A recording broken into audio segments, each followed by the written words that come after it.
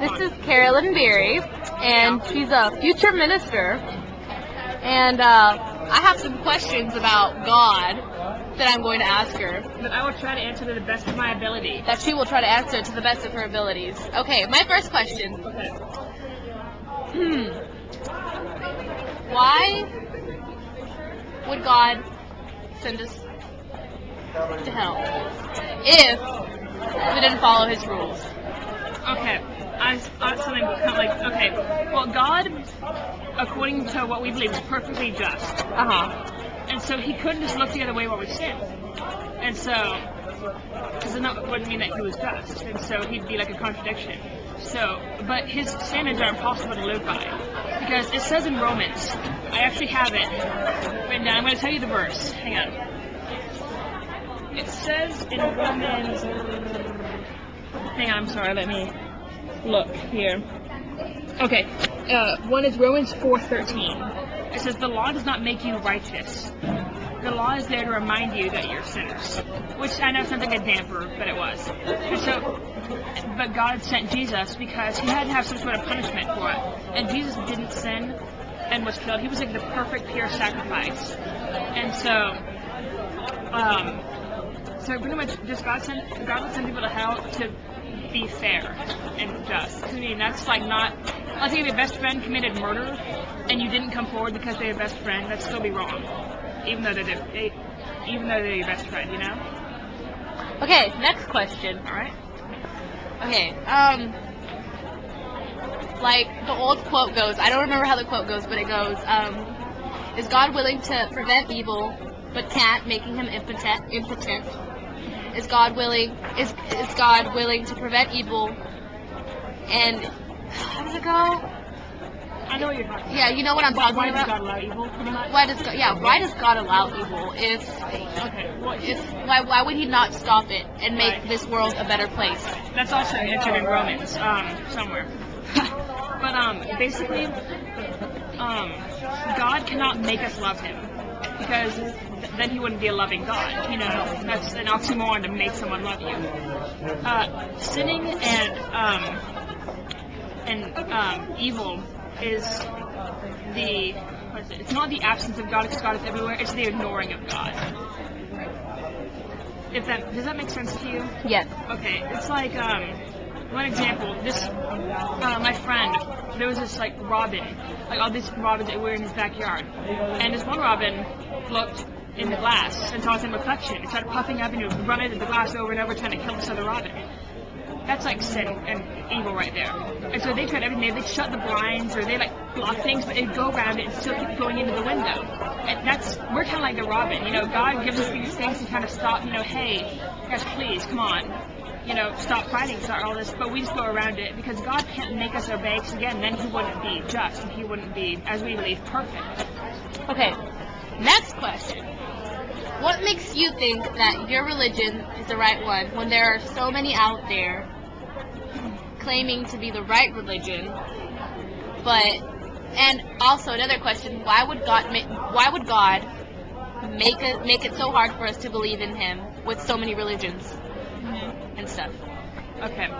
I'm going to just kind of tell you through my experience. I was raised in a Methodist church, but in middle school, I had a really rough time in middle school, and there was a time when I doubted my faith. And so I studied other religions. And I would look at what they taught and everything, but Christianity, a lot of people misconstrue it, which, you know, and that's when you get the radical Christians, that's when you get hate crimes. But really, it's teaching about love. And I am a firm believer in love, and a perfect love. And I mean, you know, that's why I hate saying that my religion is the right religion, because I'm tolerant of all religions. But, even of non-religious right, people. I have some atheist friends, and I'm totally cool with them. But I have some good discussions with them. Right. But, you know, Christianity, the basis is love. And that's really important to me. Right. And what was the other part of your question? Why would God make it so difficult for us to believe in Him? Right. Well, like I said earlier, God can't make us love Him. If He said, nope, here's your religion right here, that's Him making us love Him. But instead, God said, all right, I'm going to send you my Son. You can accept Him, you can reject Him. It's up to you. You know? Right. Okay. Other question. Okay. I just had a question and it's flew out of my mind. Hold on, let me think. Okay. I'm sorry if my answers aren't sufficient. No, they are. I like them. Okay. What about like,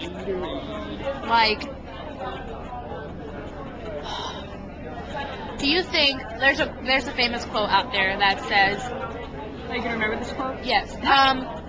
Faith is to be afraid of the truth. Faith is to be afraid of to know the truth. And I mean, it makes sense. But my other question is, why would it be? I don't know. Just answer that question. I have something else to say, but oh wait. So it's saying that faith is ignoring truth. Right. Yeah. Faith is like holding on to something that we don't. Holding on to the unknown. We believe. We want so bad to believe in something, even if we don't know it's true. Right. All right. I'm gonna say up front that I don't understand what this quote is saying because I disagree with that. But I mean, look at evolution. People say that it's a theory. They put their faith in evolution.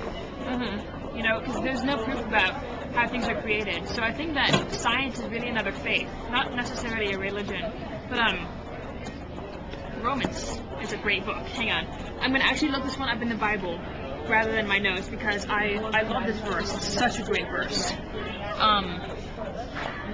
There's a zoom button on there. Oh. But like Romans just talks about faith a lot.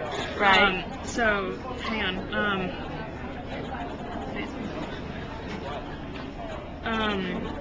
I'm sorry this is taking a long time. I want to be able to answer this correctly. Hang on, I'm going to look in here to see where it is.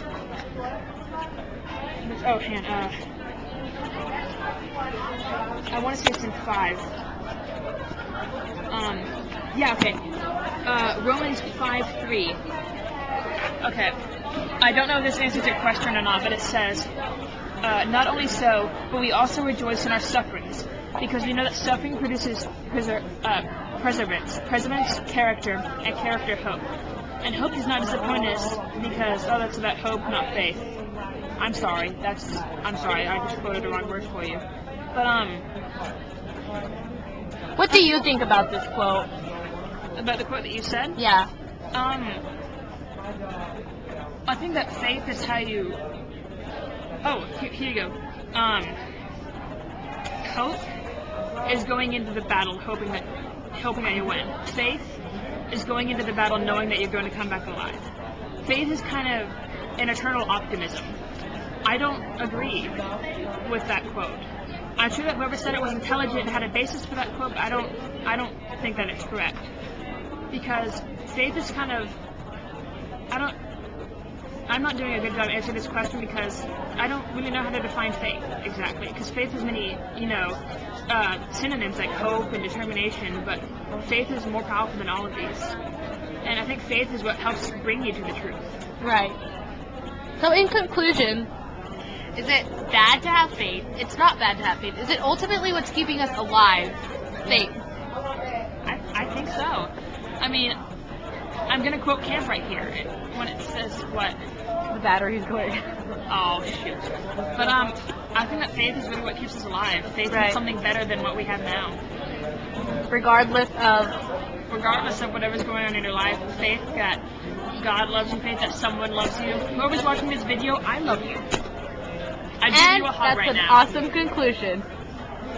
Carolyn and Stephanie are out.